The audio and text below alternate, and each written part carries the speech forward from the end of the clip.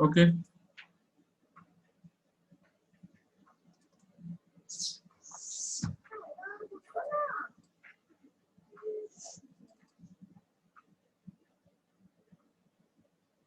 देखिए, last class में हम लोगों ने देखा था सॉफ्टवेयर लाइफ साइकिल मॉडल।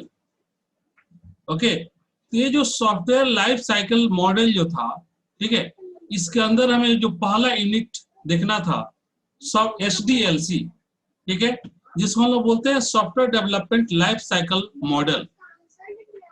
थोड़ा सा इसके बारे में हम लोगों ने लास्ट डिस्कस किया था, ठीक है। मैं एक बार इसको रिव्यू कर दे रहा हूँ क्योंकि नेटवर्क प्रॉब्लम की वजह से पूरा कंप्लीट नहीं हो पाया था ये।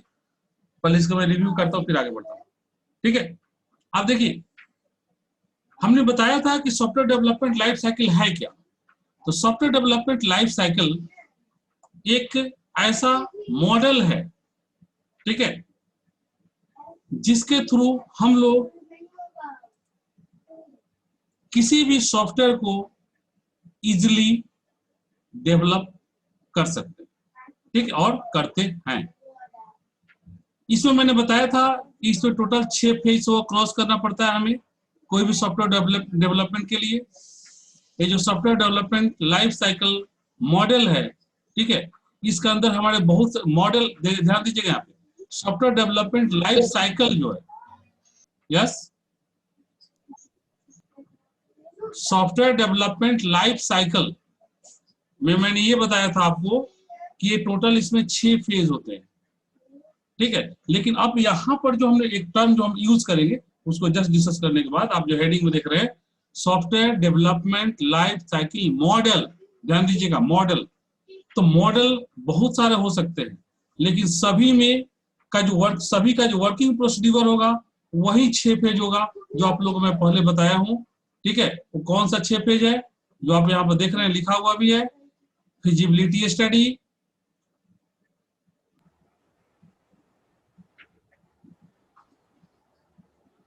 आप जो देख रहे हैं यहाँ पे क्या क्या लिखा हुआ है, देखिए, फिजिबिलिटी स्टडी। सर इसका पहले क्लास कब लिए थे? हाँ सर, हेलो, ठीक है, फिजिबिलिटी स्टडी फेज। देखिए, कुछ लोग नए हैं, एक्चुअली में ये फर्स्ट क्लास नहीं है, आप यहाँ से कंटिन्यू करने में कोई दिक्कत नहीं है। आप इसको देखिए, प्रीवियस का आप अलग से क्लास लेंगे, ठीक है। आप यहाँ पर देखिए, यहाँ पर कोई दिक्कत नहीं है, चीज आपको सारी चीज समझ में आएगी।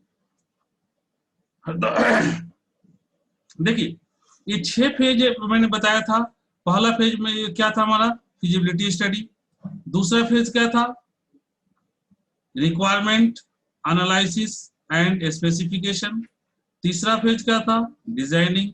चौथा क्या था, कोडिंग। पांचवा था हमारा टेस्टिंग, और छठा था मेंटेनेंस। हमने बताया था ये टोटल 6 फेज है, ठीक है। हमारी टोटल जो डेवलपमेंट प्रोसीड्यूर है किसी भी सॉफ्टवेयर का, वो इसी 6 फेज पे कंप्लीट होता है, ठीक है।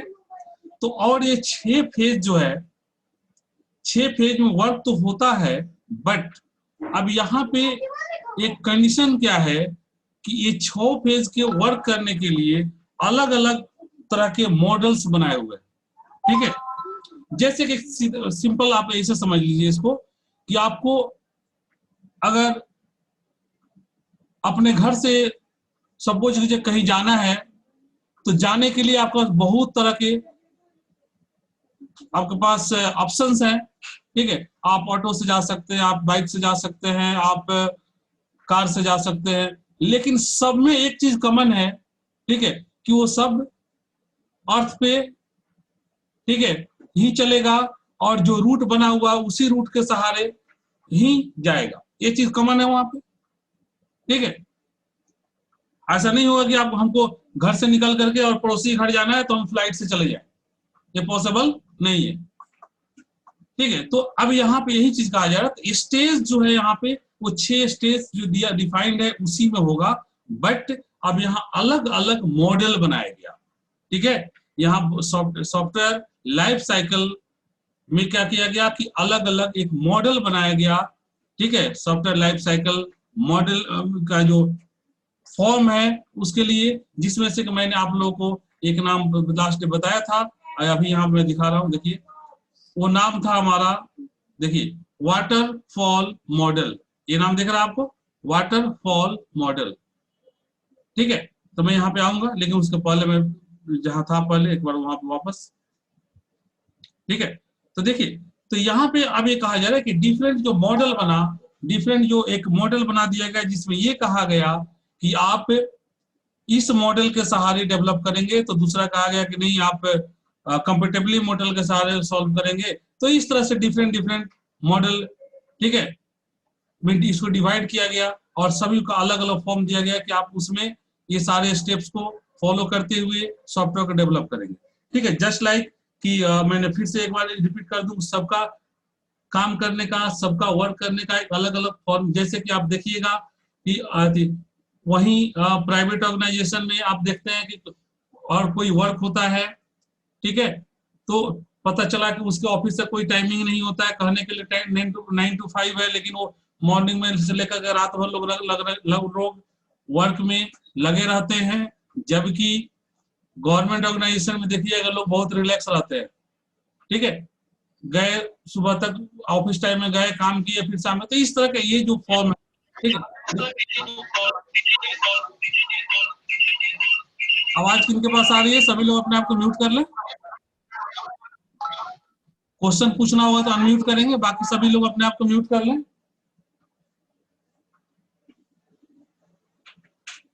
ठीक है, अब देखिए, तो ये मैंने बताया आपको।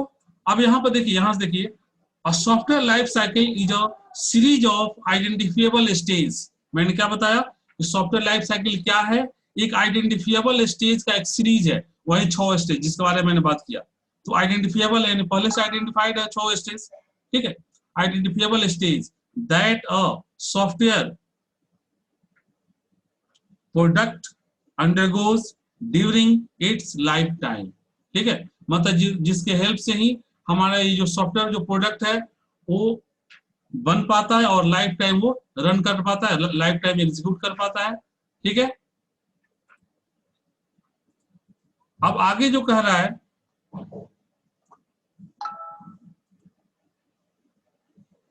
ठीक है, वो देखिए, वो कह रहा है कि the first stage in the life cycle of any software product, कोई भी सॉफ्टवेयर प्रोडक्ट होगा उसके डेवलपमेंट के लिए जो पहला स्टेज होगा वो यूजुअली क्या होगा? Feasibility study. और फिजिबिलिटी स्टडी में हमने क्या बताया था कि इसमें हम लोग बजट, टेक्नोलॉजी और टाइम पे डिस्कस करते हैं। ठीक है, उसके बाद हमने बताया था, ठीक है, कि हमारे उसके बाद जो नेक्स्ट स्टेज आता है वो रिक्वायरमेंट एनालिसिस एंड स्पेसिफिकेशन आता है। इसमें मैंने बताया था कि इसमें हम लोग क्या करते हैं, तो एक हमें क्या क्या जरूरत है उसके हिसाब से हम लोग कस्टमर और जो भी उससे रिलेटेड पर्सन्स हैं उनसे बात करते हैं, और हमें जो सॉफ्टवेयर डिजाइन करना है उस सॉफ्टवेयर के रिक्वायरमेंट हमें जो जो चीज चाहिए उन सारे का एक लिस्ट बनाते हैं सभी से बात करते हुए। और उसके बाद हम ये डिसाइड करते हैं कि जो रिक्वायरमेंट यहाँ पे दिया गया, जो हम कस्टमर से हमने बात किया और उससे रिलेटेड लोगों से हमने जो बात किया, तो वहां से जो हमें मिला स्टेप्स, जो हमें रिक्वायरमेंट और स्टेप्स का जो हमें वहां पे फॉर्म हमें मिला, ठीक है, उसमें क्या हो रहा है, तो वो जो हमें फॉर्म जो मिला उसमें अगर कुछ कमी है, हमें लग रहा है कि उन्होंने ऐसे बता दिया लेकिन इसे बनाने के लिए हमें और इसको मॉडिफाई करना पड़ेगा, तो उसको मॉडिफाई करते हुए उसका हम लोग एक लिस्ट बनाते हैं जिसको हम बोलते हैं SRS डॉक्यूमेंट। क्लियर है? तीसरा हम लोग बोलते हैं SRS डॉक्यूमेंट।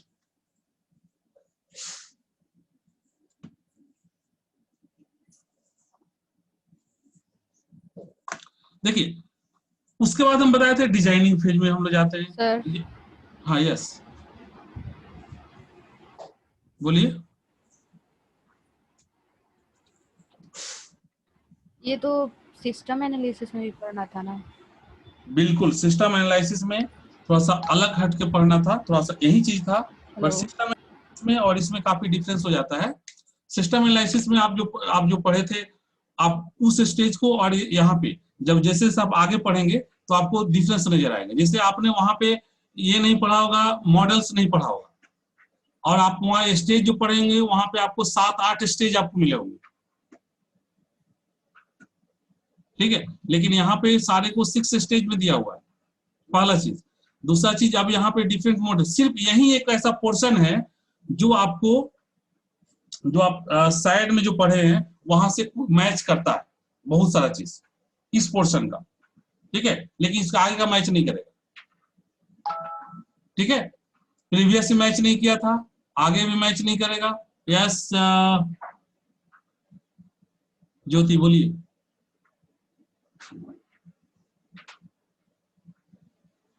ज्योति बोलिए, आपने हैंड रेज किया है।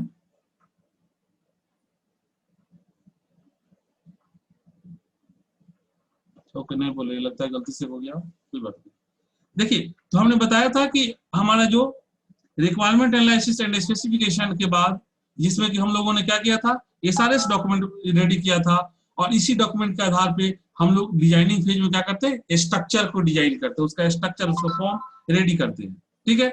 उसके बाद हमने बताया था कोडिंग स्टेज। कोडिंग स्टेज में क्या करते हैं, जो हमने स्ट्रक्चर डिजाइन किया उस स्ट्रक्चर में हम लोग जितने भी एलिमेंट्स जो वहां पर हम लोग यूज कर रहे हैं, जो भी कंपोनेंट्स वहां पर यूज कर रहे हैं स्ट्रक्चर में, उन सभी के बैक में हम लोग क्या करते हैं, उसकी प्रोग्रामिंग करते हैं, जिसको हम बोलते हैं कोडिंग, ताकि वो बटन्स, ठीक है, जो हमने जो वहां पर डिजाइन किया है, ठीक है, जब हम उसे क्लिक करें तो वो हमारा उसमें कुछ वर्क हो, वो बटन्स हमारा काम करे, ठीक है। उसके बाद जब ये सारा चीज हो जाता है, और इसमें एक और चीज ध्यान दीजिएगा, मैंने भी बताया था कि जिस समय कोडिंग होता है, टेस्टिंग का एक पार्ट होता है यूनिट टेस्टिंग, ठीक है।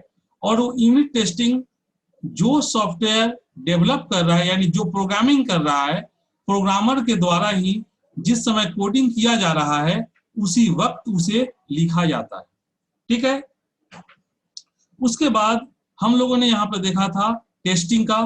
तो टेस्टिंग में मैंने ये बताया था कि जब ये कोडिंग फेज कंप्लीट हो जाता है, उसके बाद एक टेस्टिंग टीम अलग होती है किसी भी ऑर्गेनाइजेशन में, वो आपके सॉफ्टवेयर को टेस्ट करती है, ठीक है। वो आपके सॉफ्टवेयर को टेस्ट करती है कि जो आपका सॉफ्टवेयर है उसमें किस तरह का इनपुट दिया जाना है, किस तरह का आउटपुट आना चाहिए, इन सारी चीजों को वो चेक करती है, और चेक करके ये बताती है कि उसमें एरर है कि नहीं।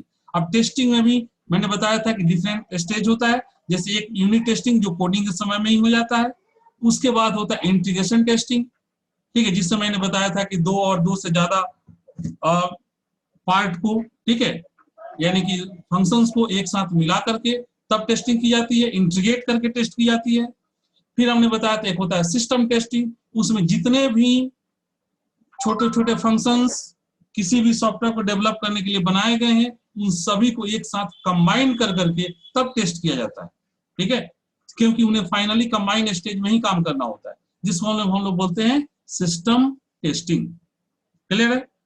उसके बाद मैंने ये बताया था कि जब सिस्टम टेस्टिंग कंप्लीट हो जाता है, अगर उसमें कोई एरर है तो वापस भेज दिया जाता है, और वापस भेज करके उस एरर को ठीक करने को बोला जाता है, ठीक है। और ठीक कौन करता है, तो जो इसको प्रोग्राम जो बना रहा था, यानी जो डेवलपर है, ठीक है। जो टेस्टिंग टीम है वो इसे ठीक नहीं करती, वो सिर्फ एरर फाइंड आउट करती है, वापस भेज देती है। उसके बाद यहाँ के बाद हमारा जो नेक्स्ट फेज होता है, वो एक्चुअल में जो नेक्स्ट हमारा फेज है वो होता है डिप्लॉयमेंट, ठीक है। लेकिन सॉफ्टवेयर इंजीनियरिंग में डिप्लॉयमेंट का कॉन्सेप्ट नहीं रहता है, क्योंकि टेस्टिंग जब हो गया तो उससे बाय डिफॉल्ट मान के चला जाता है कि जब टेस्टिंग हो गया तो फिर वो एग्जीक्यूशन, वो फिर उसका डिप्लॉयमेंट भी होगा, और डिप्लॉयमेंट होने के बाद वो एप्लीकेबल भी होगा, वो उसके बाद वो रन करेगा, उसको जिसने बनवाया वो उसको यूज करेगा, ठीक है। जबकि आप लोगों ने जो साइड पढ़ा होगा लास्ट सेमेस्टर में, वहां पर ये स्टेज भी इंडिकेट किया गया होगा आपको, ठीक है। उसके बाद आता है हमारे यहाँ पे मेंटेनेंस, ठीक है। और मेंटेनेंस में क्या होता है कि जब वर्क होगा तो उसमें प्रॉब्लम्स आएंगी, प्रॉब्लम आएंगी तो उसे ठीक भी किया जाएगा, ठीक है। तो इसको हम बोलते हैं मेंटेनेंस, ठीक है। और कोई कहीं भी किसी भी तरह का उसमें मेंटेनेंस की स्थिति आ सकती है, जैसे कि मैंने आपको बताया था कि मेंटेनेंस की स्थिति क्या क्या हो सकती है। तो मेंटेनेंस की स्थिति हो सकती है आपका कि हो सकता है कि आपको अपडेट करने की जरूरत पड़े। अभी मान लीजिए पहले सॉफ्टवेयर बना हुआ है और आज के अनुसार कुछ हमें उसमें नया चीज ऐड करना है, तो नया चीज ऐड करने की जरूरत पड़े, तो वही अपडेशन के थ्रू होगा। या हो सकता है कि बहुत सा ऐसा सॉफ्टवेयर होता है जो कि हमारा परफेक्टली किसी उसमें कोई फीचर्स एडेड नहीं है पहले से, ठीक है, वो फीचर ऐड होता है, ठीक है। जैसे आप लोग मोबाइल यूज करते हैं, तो मोबाइल में खास तौर पे या सिस्टम में भी आप देखते हैं कोई सॉफ्टवेयर आप पहले से अगर यूज कर रहे हैं, तो उस सॉफ्टवेयर के बारे में आप देखें कि पहले से क्या किया जाता है कि कुछ समय के बाद आपके मोबाइल या कंप्यूटर ऑटोमेटिक उसको सॉफ्टवेयर को अपडेट करने को बोला जाता है, अपडेशन का मैसेज आता है और आप उसे अपडेट करते हैं, ठीक है। तो अपडेट, वो जो अपडेट करना है क्या, दैट इज मेंटेनेंस का, दैट इज मेंटेनेंस, मतलब वो मेंटेनेंस का ही एक पार्ट है अपडेशन, ठीक है। मेंटेनेंस में अगर वो काम नहीं कर रहा है तो वो काम करेगा, ठीक है, वो कैसे ठीक होगा, प्रॉब्लम है तो कैसे ठीक होगा ये भी देखा जाता है। अगर वो अपडेटेड नहीं है तो कैसे अपडेट होगा ये भी देखा जाता है, ठीक है, वो किस तरह से काम करेगा ये भी देखा जाता है। इसके बाद इन सारी चीजों को उसमें मेंटेनेंस में हम लोग देखते हैं जिससे कि हमारा सिस्टम प्रॉपरली वर्क करे, ठीक है।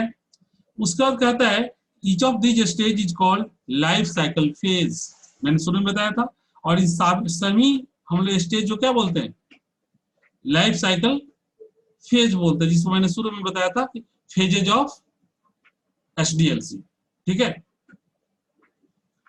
अब देखिए during any phase more than one activities में आल्सो बी कैरिड आउट, किसी फेज में एक से ज्यादा एक्टिविटी पॉसिबल है, ठीक है, अकॉर्डिंग टू रिक्वायरमेंट, ठीक है। अब देखिए यहाँ पे अब कह रहा है कि सॉफ्टवेयर लाइफ साइकिल जो मॉडल है, ठीक है, ये क्या है, एक डिस्क्रिप्टिव एंड डायग्रामेटिक रिप्रेजेंटेशन है किसी भी सॉफ्टवेयर लाइफ साइकिल का, ठीक है। किसी भी सॉफ्टवेयर लाइफ साइकिल का एक डिस्क्रिप्टिव और डायग्रामेटिक रिप्रेजेंटेशन है, ठीक है। कैसे है नीचे हम लोग जस्ट आएंगे तो अभी डायग्राम के थ्रू आपको दिखेगा, ठीक है। लेकिन अब यहाँ पर सिर्फ इतना समझिए कि जैसे यहाँ पर देखिए,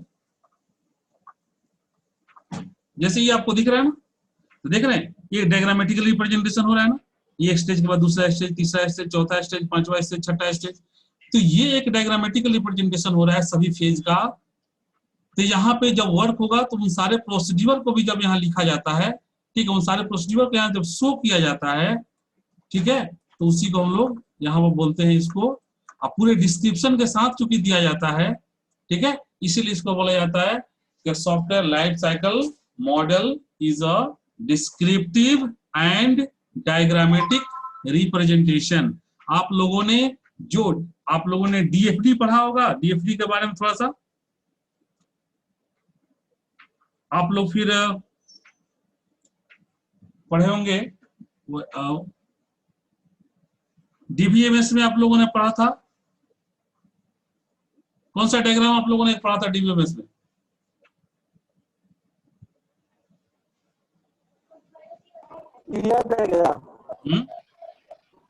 ER diagram sir, right, ER diagram,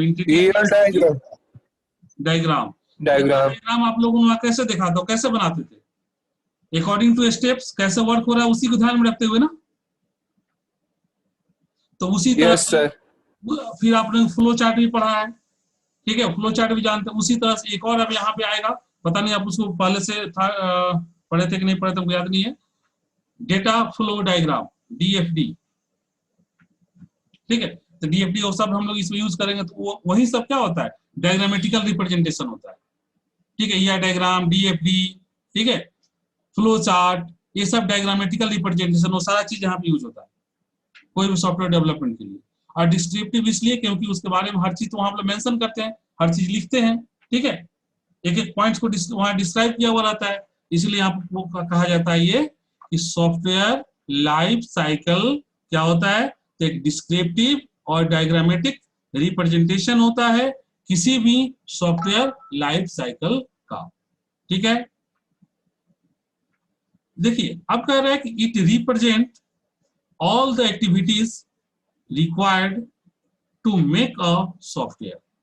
पहले ही बता चुका हूं मैं, ये सारी एक्टिविटी क्यों किया जाता है, तो बस सीधी सीधी बात है, कोई सॉफ्टवेयर को डेवलप करने के लिए किया जाता है। ठीक है, यहां पे वही कह रहा है कि कोई भी सॉफ्टवेयर के लिए क्या एक्टिविटी रिक्वायर्ड है, ठीक है, और क्या हमें शो करना है, उसके लिए शो करते हैं। फिर कह रहा है कि it also captures the order in which these activities are to be undertaken. ठीक है, मतलब इसका अंदर क्या क्या एक्टिविटीज होती है, उन सारे एक्टिविटीज को भी इसमें हम लोग मेंशन करते हैं। ठीक है, उसके बाद कह रहा है, देखिए the primary advantage of adopting of life cycle model. Life cycle को हम लाइफ साइकिल मॉडल की बात कर रहा हूं मैं। लाइफ साइकिल मॉडल को हमने एडॉप्ट किया, डिफरेंट तरह के लाइफ साइकिल मॉडल बनाए जिसके आधार पर सॉफ्टवेयर के डेवलपमेंट होते हैं। ठीक है, इस मॉडल को एडॉप्ट करने का मतलब इस मॉडल को फॉलो करने का, ठीक है, इस मॉडल के आधार पर सॉफ्टवेयर का डेवलपमेंट करने का क्या एडवांटेज है। ठीक है, क्यों हमने इसे एडॉप्ट किया, क्यों इस मॉडल को हम यूज करते हैं। ठीक है, हम लोग क्यों इस मॉडल को यूज करते हैं। ठीक है, ये सारा चीज क्या है हमारा,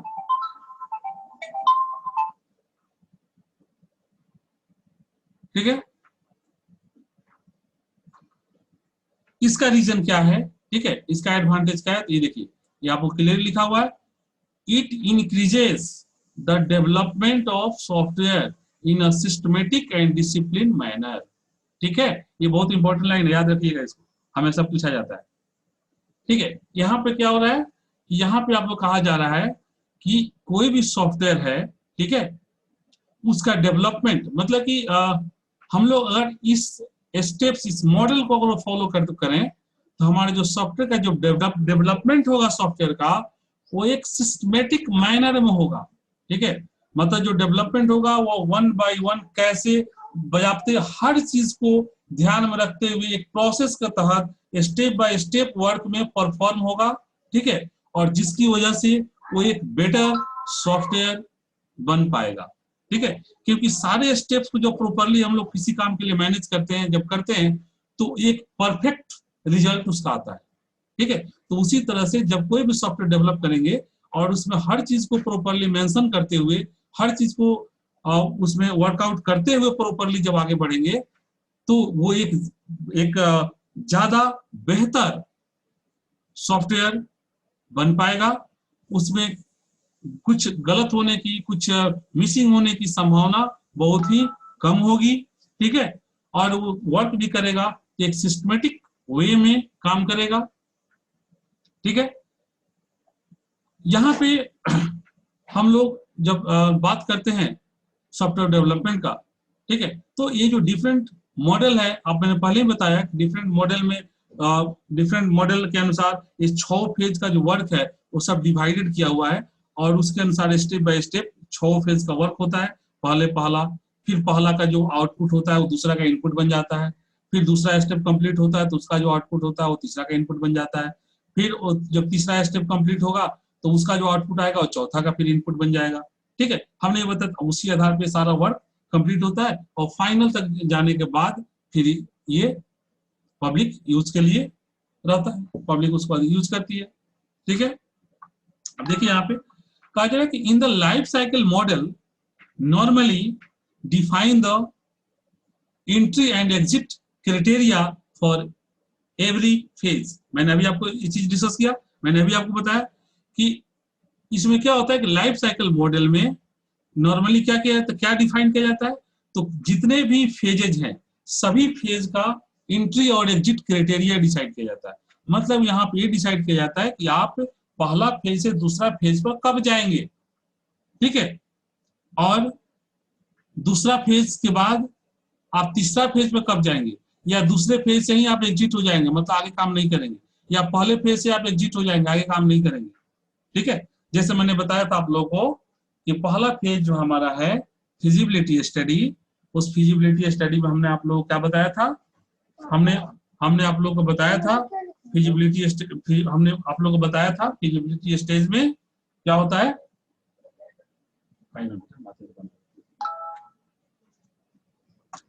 फिजिबिलिटी स्टेज में हमने बताया था कि यहाँ पे हम लोग टेक्नोलॉजी, बजट, मतलब कितना पैसा खर्चा करेंगे, कौन से टेक्नोलॉजी यूज करेंगे, और कितने समय में हमारा सॉफ्टवेयर बनकर रेडी हो जाएगा, और कितने समय में हमारा उसका काम है। इन सारे चीजों को ध्यान में रखते हुए, ठीक है, हमें सॉफ्टवेयर का डेवलपमेंट करना है या नहीं करना है, ये डिसाइड हो पाता है, ये डिसाइड हम लोग कर पाते हैं।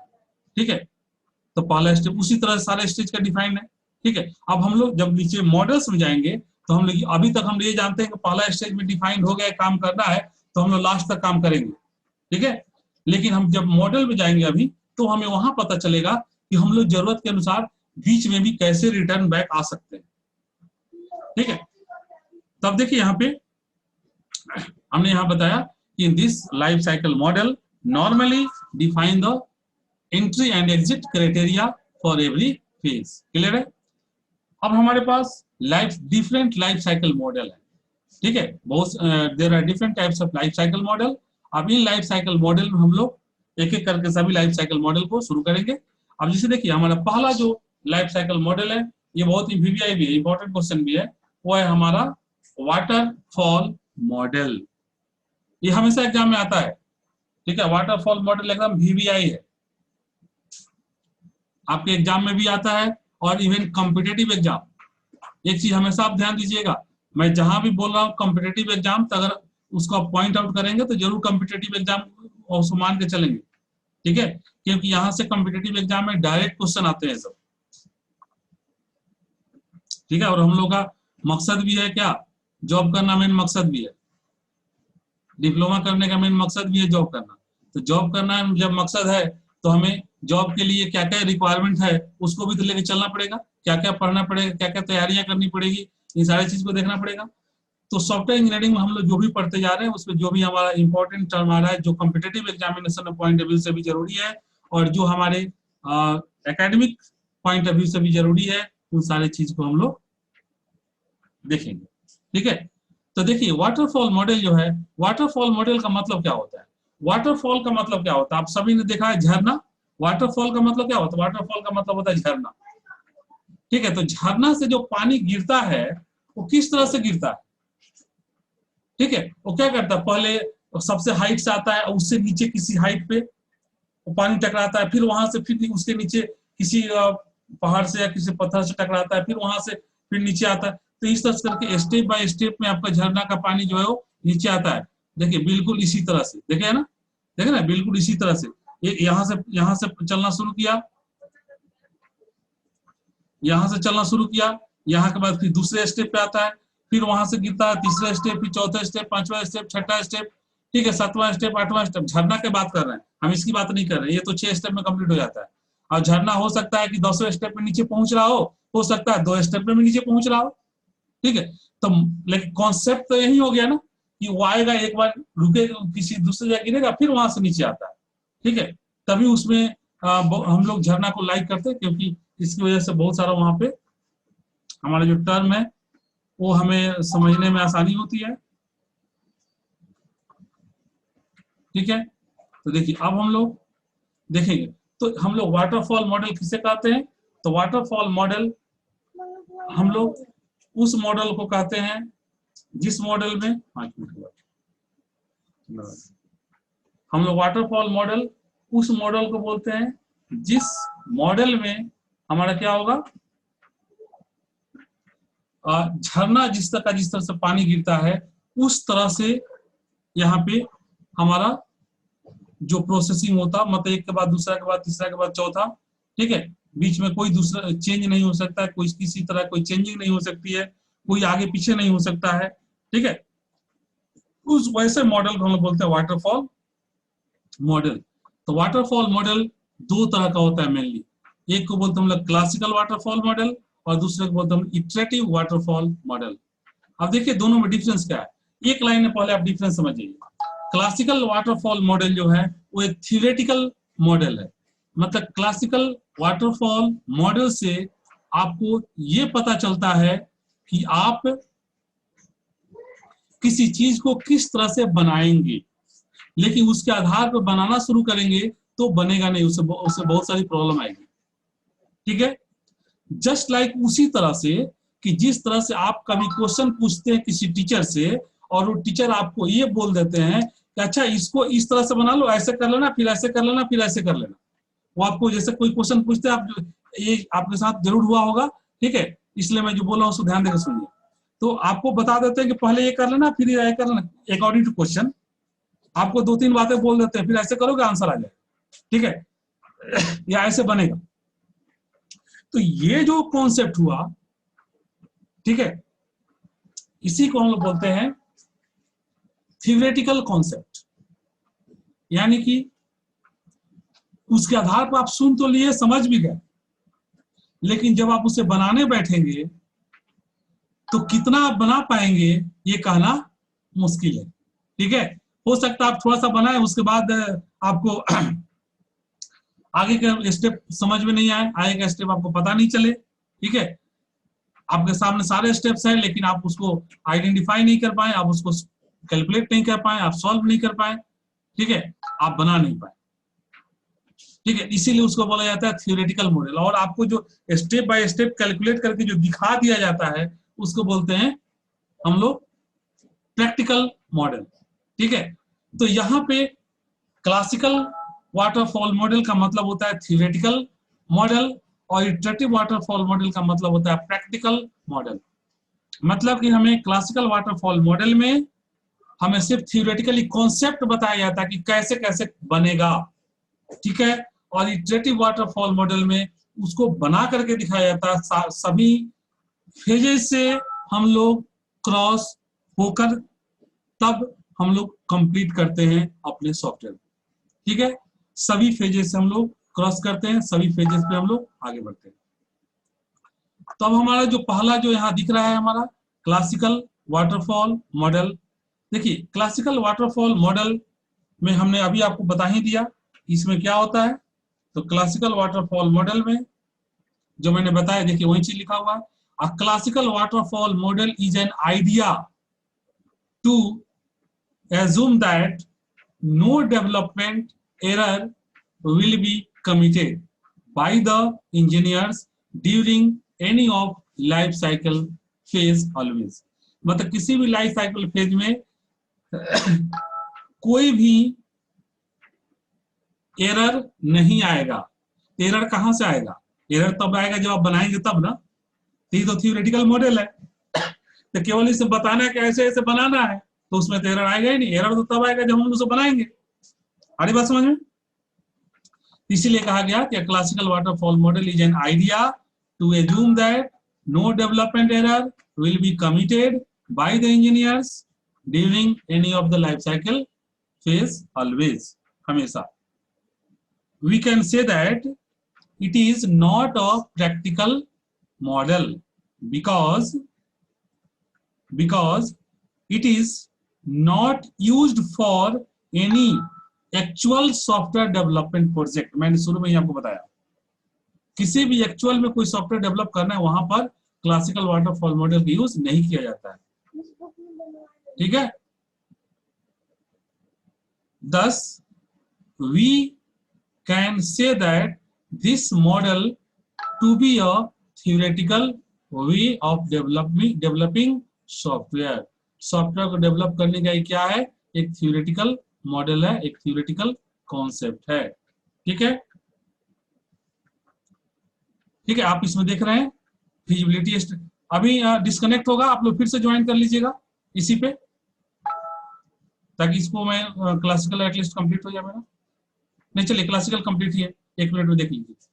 ठीक है, देखिए अब फिर सबसे पहले फिजिबिलिटी स्टडी कवर करते हैं, बताते हैं कैसे फिजिबिलिटी स्टडी करेंगे। उसके बाद हम लोग बताते हैं कि रिक्वायरमेंट एनालिसिस एंड स्पेसिफिकेशन कैसे करेंगे। फिर हम लोग बताते हैं इसमें डिजाइनिंग कैसे करेंगे। फिर बताते हैं कोडिंग कैसे करेंगे और यूनिट टेस्टिंग। मैंने बताया था ना, वहाँ पे कोडिंग के साथ यूनिट टेस्टिंग हो जाती है, इसीलिए हम लोग इसमें बताते हैं कोडिंग कैसे करेंगे और यूनिट टेस्टिंग कैसे करेंगे। फिर हम लोग बताते हैं कि फाइनली टेस्टिंग कैसे करेंगे, और टेस्टिंग के अंदर क्या हम लोग देखते हैं, तो इंटीग्रेशन टेस्टिंग और सिस्टम टेस्टिंग। ठीक है, और उसके बाद हम लोग इसमें देखते हैं कि मेंटेनेंस कैसे करेंगे। ठीक है, सिर्फ